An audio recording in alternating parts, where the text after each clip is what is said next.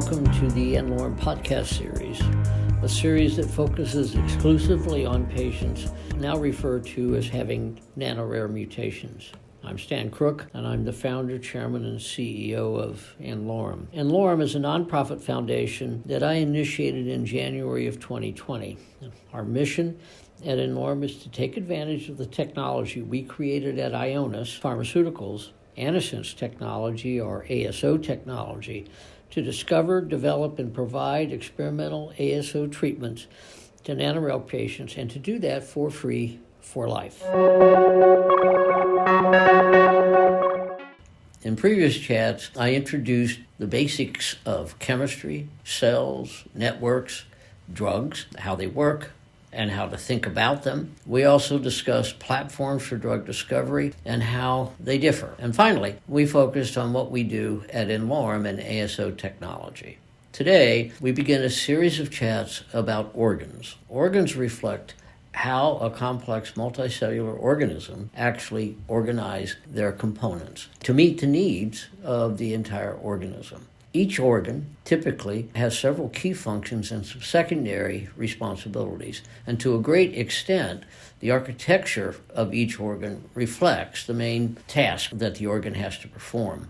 It is essential to understand the main responsibilities of each organ and how each organ meets those responsibilities to understand diseases and therapeutic strategies, because they're based on what the organs do both normally and what changes when they fail. Then, once you think about organs this way, I think you'll find it very easy to understand how organs can become dysfunctional and cause disease. And further, you'll find that it's very easy to understand how a disease in any particular organ is measured and how drugs to treat the disease might be created.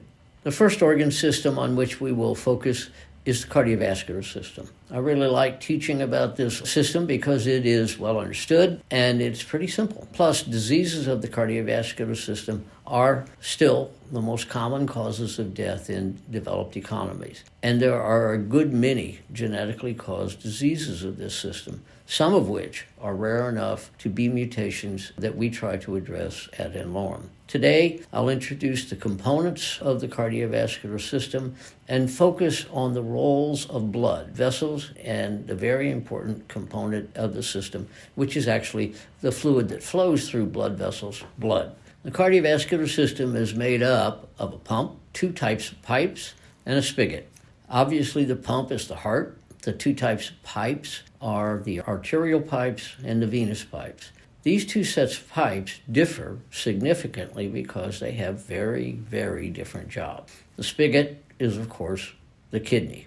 The fourth component, the liquid that flows through the pipes that I would argue should be considered an organ, is blood. Blood is a remarkable organ because it is never stationary, and every component in blood is made by a different organ other than blood itself. I'm sure you already know the key functions of your cardiovascular system. They are, of course, to supply tissues with oxygen and nutrients that they need to function, and then remove waste material from each tissue or organ and deliver the waste to an appropriate organ that can dispose of the waste. Which brings us to our first key points. Key point number one, the components of the cardiovascular system are the heart, arteries, veins, kidneys, and blood.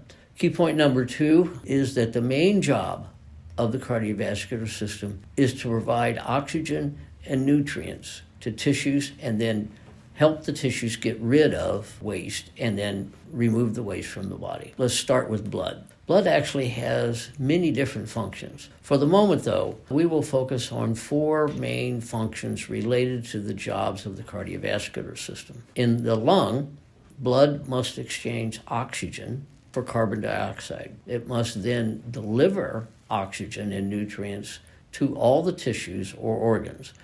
Then it must collect waste, which includes carbon dioxide, from each of the tissues and deliver the waste to the appropriate organ to remove that waste from our bodies. Finally, at the end of each cardiovascular cycle, blood has to exchange carbon dioxide that has just collected from all those tissues it passed through for oxygen in the lungs. After collecting oxygen from the air that you breathe into the lungs, blood then delivers oxygen and nutrients to all of the tissues of the body. Then, as blood passes through the tissues, it exchanges the oxygen for the carbon dioxide which the tissues have generated as a result of the chemical reactions of life. Finally, blood must re-exchange carbon dioxide collected from all those tissues for oxygen in the lungs. If that sounds like a cycle to you, you're absolutely correct. It is a cycle. It is the oxygen cycle. How does the oxygen cycle work? Of course, you know that you have hemoglobin and that it resides in red blood cells. Red blood cells are tiny, simple cells. When they're mature, red blood cells don't even have a nucleus. That means that mature red blood cells cannot divide and are, in fact, in the process of dying. That means that you must make many, many billions of red blood cells constantly in your bone marrow. Just as proteins do the work of cells, proteins do the work in blood. Hemoglobin is a beautiful protein that carries iron. Hemo is the technical syllable for iron, and globin just means a globular protein. Why does hemoglobin have iron, and why must you have hemoglobin? Well, if you've ever taken basic chemistry, you know that iron has two ionic states, or valence states. Iron can be a metal, which has no charge, or iron can carry two positive charges, iron plus 2, or it can carry 3 positive charges, iron plus 3. Now, in the periodic table, capital Fe is the symbol for iron. Importantly, iron can be oxidized, that is, increase the charge from plus 2 to plus 3 that it carries, or reduce the charge from plus 3 to plus 2 at normal physiologic conditions. And in that process, it releases energy. And that's why iron is so important to life. Hemoglobin uses iron and some specific amino acids to form its active center. Remember that oxygen and carbon dioxide diffuse very easily and very rapidly across cellular membranes. Of course, you know that oxygen levels are quite high and carbon dioxide levels are quite low in the air that you breathe into your lungs. So in the lung, oxygen levels, or that's sometimes called oxygen tension, are high, very high. And the oxygen you breathe in then simply displaces carbon dioxide on hemoglobin because there's very little carbon dioxide in the air that you breathe and lots of oxygen. Then blood flows to the tissues because the tissues are using a lot of oxygen for the chemical reactions of life, and those chemical reactions produce carbon dioxide. Carbon dioxide levels are high in the tissues, and therefore it replaces oxygen in hemoglobin. Blood then flows to the lungs, and the cycle is repeated. It is really that simple. Where you have high oxygen, you knock the CO2 off, or carbon dioxide, and where you have high carbon dioxide, you knock the oxygen off hemoglobin. That is the cycle. So key point number 3, a specialized protein in the blood, hemoglobin, supports the oxygen cycle. And this cycle is essential for life because we're aerobic, meaning we breathe air. Given how vital the process is, not surprisingly, it is very, very tightly controlled. For example, you must constantly make red blood cells in the bone marrow. Your body constantly assesses how many red blood cells are circulating in blood. And if the levels of red blood cells are too low, a protein, erythropoietin, or you may know it by its trade name, epigen, is made in the liver, dispatched to the bone marrow, and tells the bone marrow to get busy making more red blood cells. One of Amgen's largest selling drugs is Epigen, and it is given to cancer patients being treated with anti-cancer drugs that are toxic to bone marrow for exactly that reason, to make more red blood cells. If you don't have enough iron, no matter how many red blood cells there are, they can't function in the oxygen cycle. If your body senses that the tissues need more oxygen, more erythropoietin is made in the liver, stimulating more red blood cell production.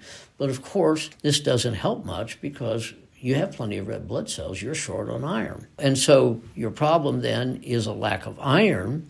So not only does making more red blood cells not help, but eventually the bone marrow wears out and we have iron deficiency anemia. Another good way to be anemic is to bleed excessively. And of course, in females, the menstrual cycle results in loss of blood every month. If blood loss is excessive, that also can produce an anemia that can be treated with iron. That's why most women take iron. Anemia means inadequate numbers of red blood cells.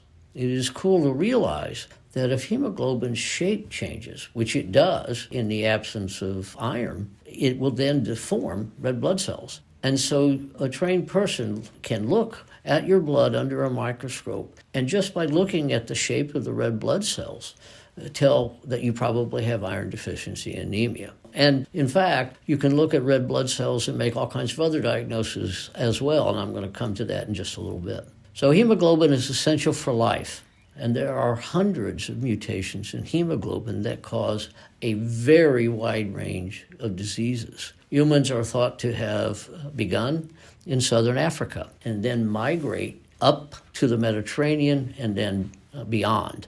Malaria is endemic in Africa, and over the centuries has killed billions of human beings. A mutation in hemoglobin that protects or prevents the malaria parasite from undergoing its normal reproductive cycle protects human beings with that mutation from malaria, but at a very, very high price, because that mutation causes sickle cell anemia. Why is it called sickle cell anemia? Because the red blood cells are deformed. Instead of being round, they look sort of like bananas, at least to me. And so they're called sickle cells, and the disease is sickle cell anemia.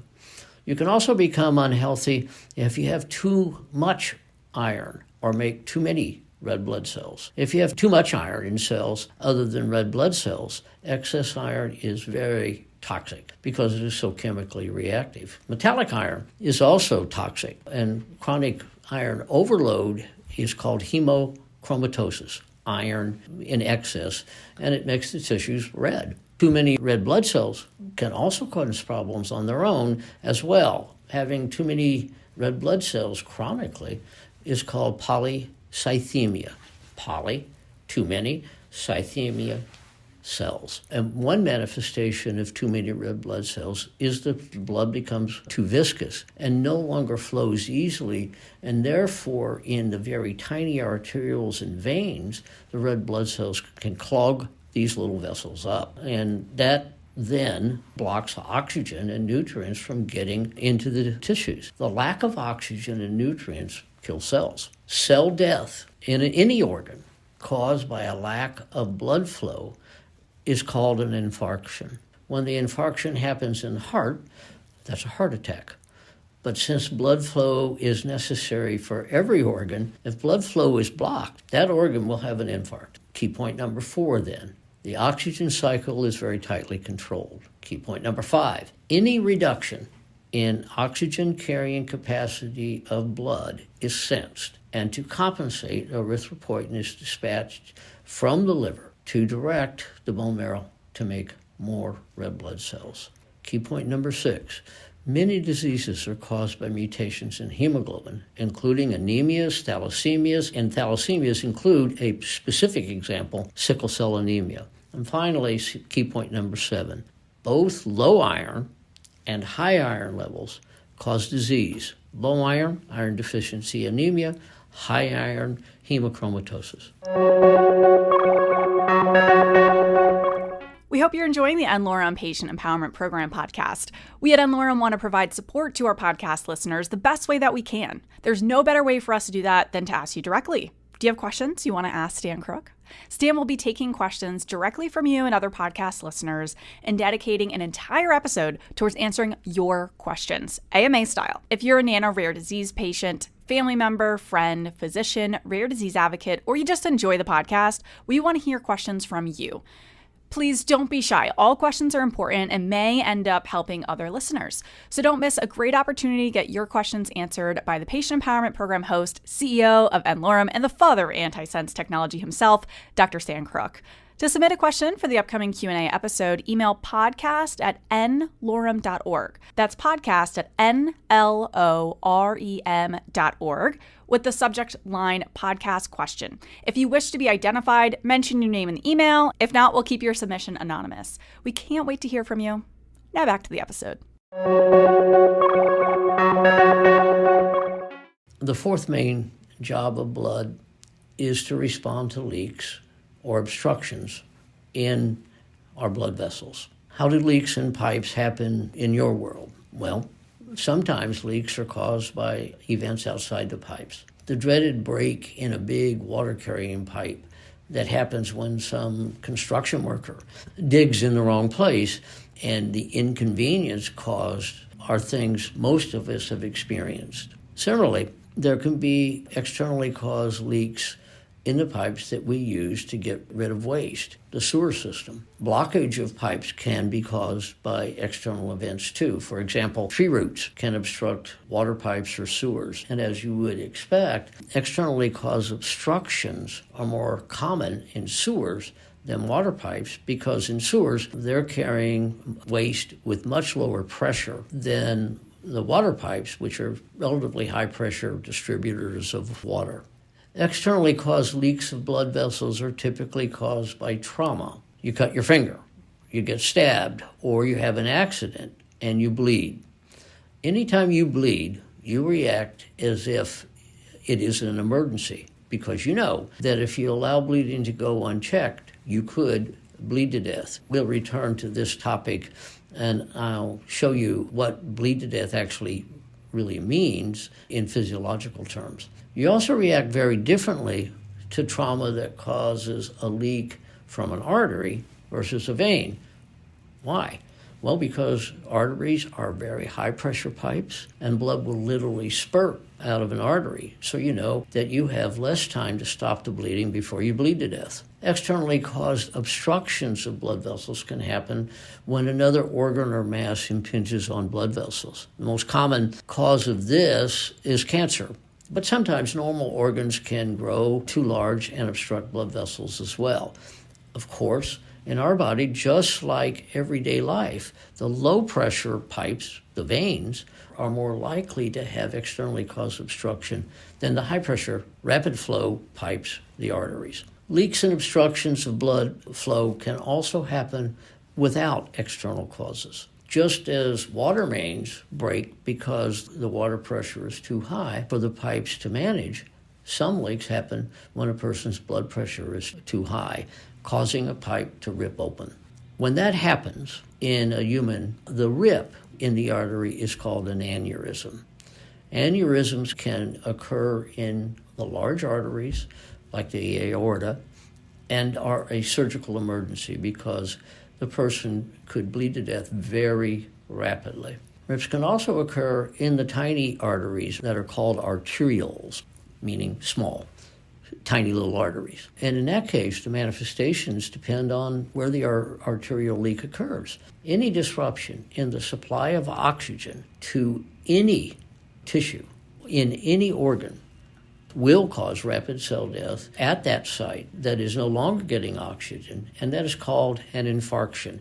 An infarction then just means cell death secondary to not getting enough oxygen, and it can happen in any tissue. As a general rule, the most common and severe issues caused by rips in arteries due to high blood pressure are in the brain, and those infarctions are called strokes. But an infarction can happen, as I said, in any tissue at any time that oxygen supply is disrupted. A more common cause of arterial leaks, particularly in the large arteries, but it also happens in the smaller arteries and arterioles, is due to buildup of gunk in the arterial wall that over time then weakens the wall and then leads to a rip in that blood vessel. The gunk is, of course, fat or lipids, and you know all about these lipids. They're the bad cholesterol or LDL or other types of lipids that are problematic. When lipid deposits on the wall of an artery, that stimulates an inflammatory response, and that's what weakens the wall of the artery. The process is called atherosclerosis, which means stiffening, sclerosis, of the artery. Atherosclerosis. Pretty simple. Stiff artery.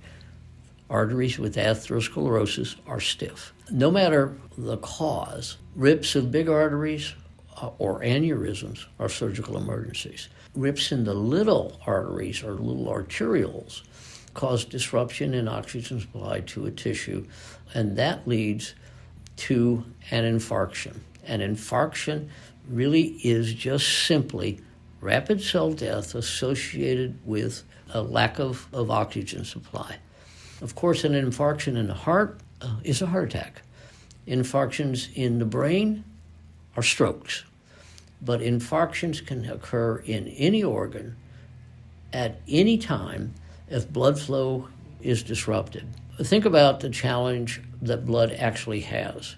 It has to flow easily through all blood vessels. And those blood vessels range from very large, high-pressure vessels to very tiny, low-pressure veins. And so that's a really tough job just to do that. And yet, it has to be ready to instantly stop leaks, because a leak could cause you to bleed to death. The main players in this extraordinarily important process are a set of proteins made in the liver, and they're called clotting factors, and a set of cells called platelets. I'm sure that if you think about the challenge here, you'd probably design the system that we use every second of every day. The very first problem to solve is to be alerted that there is a leak in a blood vessel, and you can't wait till you have significant blood loss to get underway to fix that. It's obvious then that there has to be an early alert process.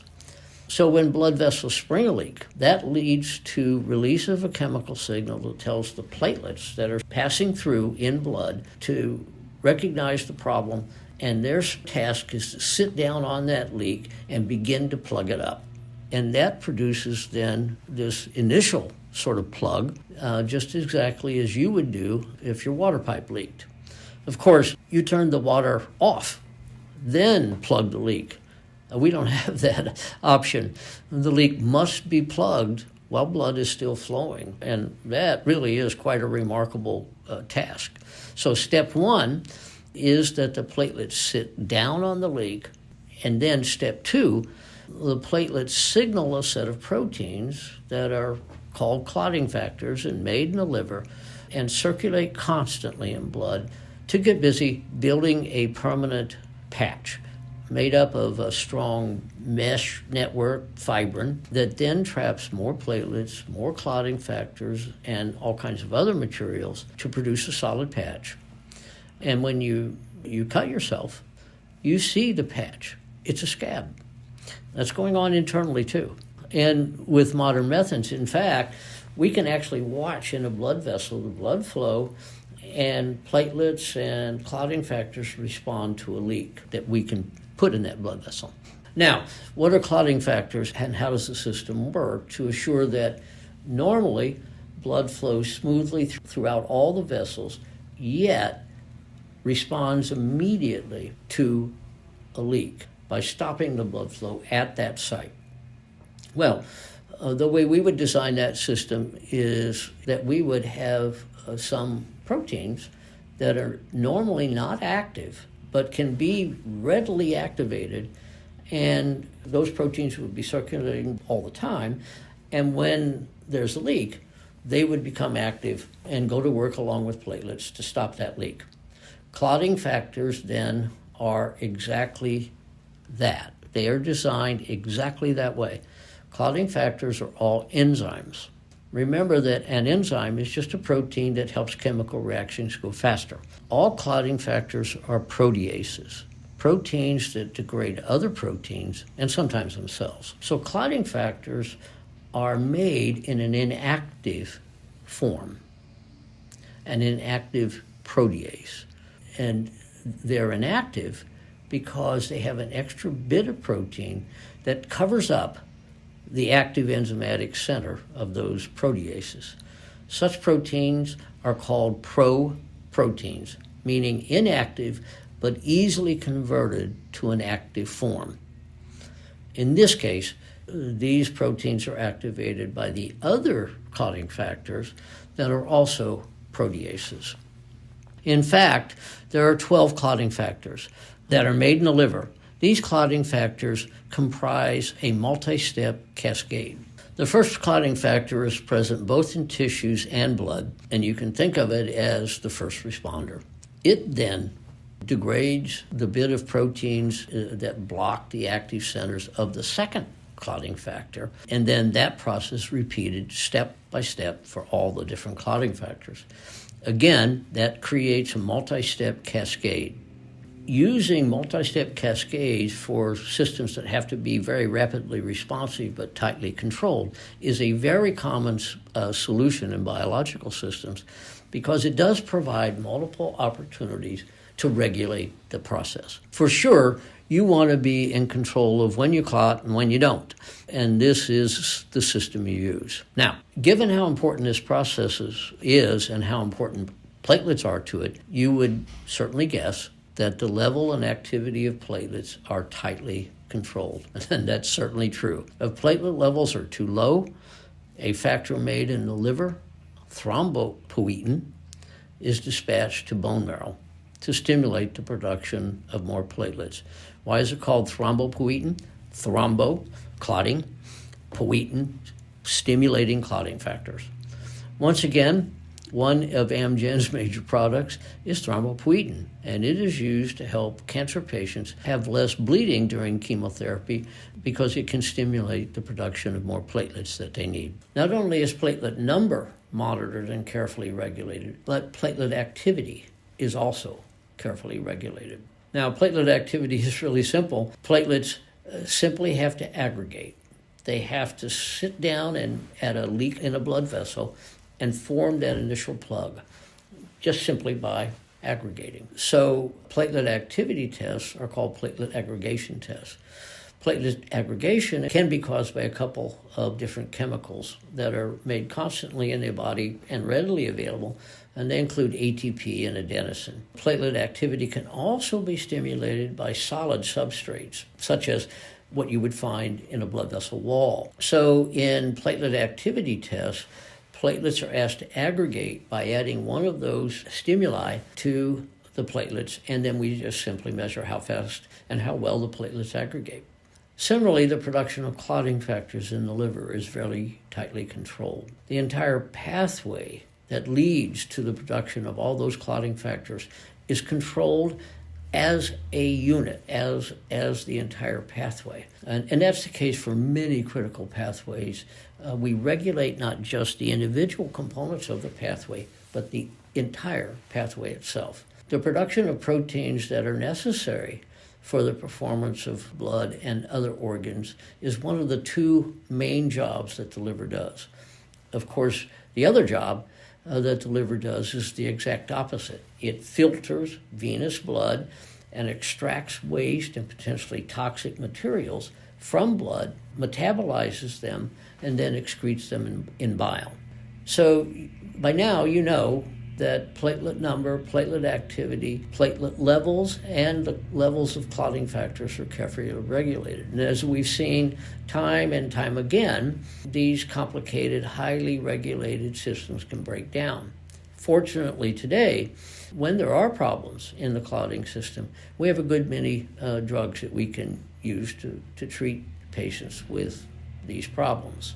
One interesting way the system can break down is that on occasion, a patient can make antibodies that actually recognize their own platelets rather than the foreign invaders that antibodies are supposed to recognize. Now, that can lead to the consumption of platelets so severe that the bone marrow can't make up for it.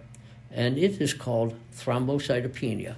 Thrombo, platelets, cytopenia, cell deficiency, thrombocytopenia. Such antibody-caused reductions in platelet levels can be quite severe and can even be fatal. Antibody-caused platelet reduction can also be very difficult to treat and sometimes requires the use of immunosuppressive agents like steroids. Similarly, production of clotting factors in the liver can fail. Untreated loss of clotting factors, as you would expect, can lead to bleeding. If you bleed in the wrong place at the wrong time in the wrong way, that bleeding can be fatal. People with diseases that make the liver dysfunctional often have bleeding problems and sometimes bleed to death. Alcohol and other toxic chemicals destroy liver cells. And over time, the liver is then unable to make the clotting factors that the patient needs. And so that's why many people with end-stage liver disease have a tendency to bleed. If you starve or have a terrible diet, clotting factors can't be made, and once again, the manifestation is bleeding. Clotting factors can have mutations that make them not work or work in an uncontrolled fashion. Hemophilias are often caused by mutations that prevent the production of clotting factors or cause them not to work. Other mutations can cause too much clotting. Often, these issues manifest themselves when blood flow is slow, that is, in the deep vein. And a patient then may have a deep vein thrombosis. And thrombosis then, once again, just means clotting.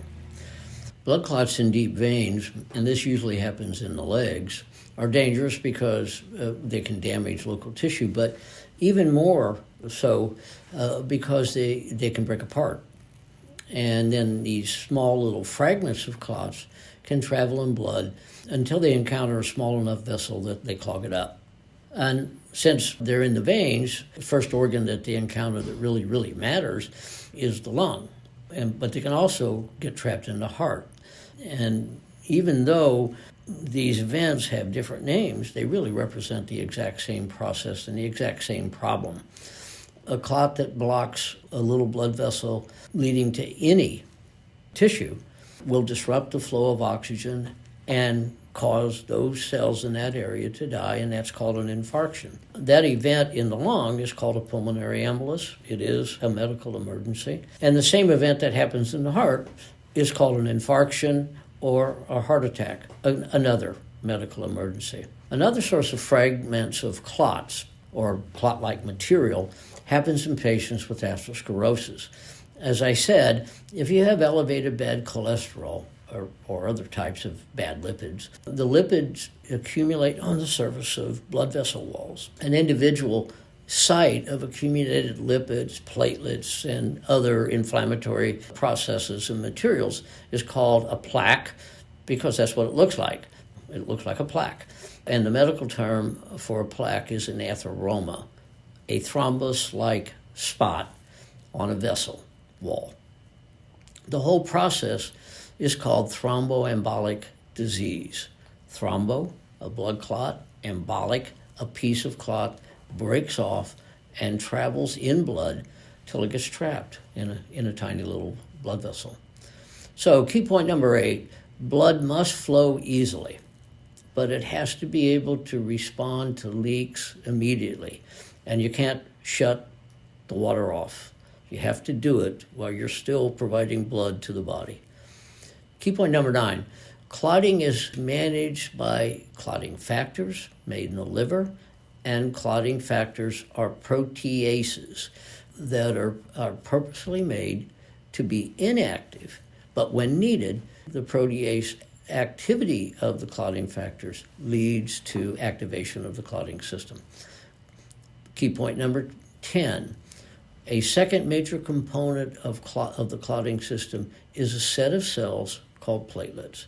And key point number 11, when clotting is not properly regulated, serious, often fatal diseases are caused. Before we close the books on blood, let me describe in general physiological terms what bleeding to death actually means. Sudden loss of blood generates an emergency response in the body, just as it would generate a 911 call. The sudden loss of blood causes a rapid reduction in blood pressure. That means that blood returning to the heart from the veins is reduced. That then means that the right atrium doesn't fill as well as it should, and that means it can't then fill the right ventricle.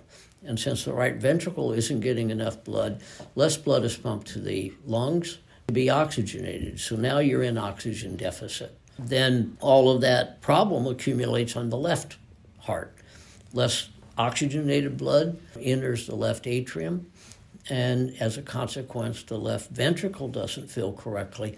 And so now you can't pump the blood you need to the systemic circulation. All of that then is sensed by the autonomic nervous system, and it responds by increasing adrenergic activity, which means more norepinephrine or noradrenaline is released. This causes a very significant increase in heart rate, contraction of the major arteries, and dilation of the tiny little arterioles in tissues, which is all designed to get more oxygen to more tissues, but of course it fails. And then eventually, because all of this is going on, a fatal arrhythmia in the heart occurs and the patient dies unless something is done to stop that process. Before we finish today, I do want to just sum up some of the classes of drugs that are used. Blood itself is a drug, and it is given anytime blood levels are seriously low. Blood cells can be drugs. Red blood cells, white blood cells, and platelets are all often administered when any of those cells are too low.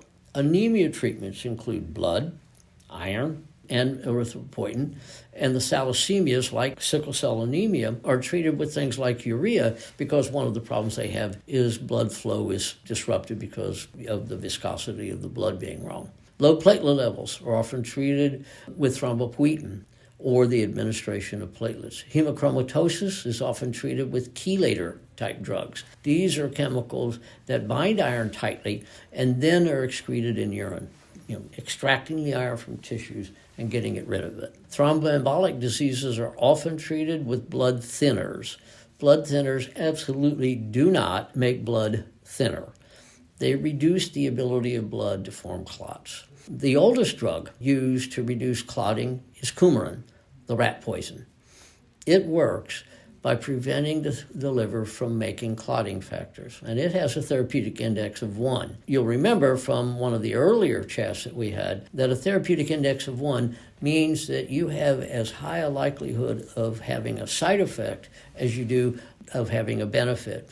And so this drug is not used very often these days because there are far better drugs that reduce only key clotting factors and therefore are safer. In development, there's some very exciting drugs like the Ionis Factor 11 drug that may prove to be much better than even the drugs that we have today. Of course, the goal is to prevent unwanted clotting and yet allow the body to clot when it needs to. There are a good many agents that alter the ability of platelets to form clots. And of course, the granddaddy of them all is aspirin. And finally, there are lipid-lowering drugs like statins used to prevent atherosclerosis. We'll discuss those at another time when we're talking about that sort of problem. So in conclusion, or to wrap up, blood serves many functions. We've only touched on a few of those functions. But we'll get to those other functions in other chats that we have, say, for example, in how you handle infectious diseases. Now are well grounded in the flow of blood and how necessary that is. We'll then move on to deal with the pump, the pipes, and the spigot, the heart, the arteries, the veins, and the kidney.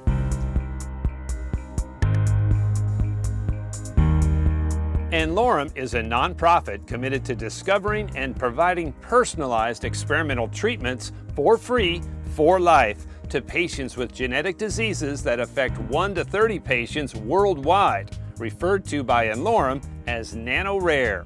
Many of these patients progress and die without ever achieving a diagnosis. This is where n-Lorem comes in. They do the impossible by providing hope, and for those that they can help, free lifetime treatment. For more information about n-Lorem or today's episode, visit n-Lorem.org. Any questions can be sent into podcast@n-Lorem.org. Search n-Lorem on Twitter, Instagram, YouTube, LinkedIn, and Facebook to connect with us. Please rate and review the podcast on Apple, Spotify, or wherever you listen. This truly helps us climb the charts and allows others to find the show. This podcast is hosted by Dr. Stan Crooke. Our videographer is John Magnuson of Mighty One Productions. Our producers are John Magnuson and Kira Deneen of DNA Today. Thank you for listening.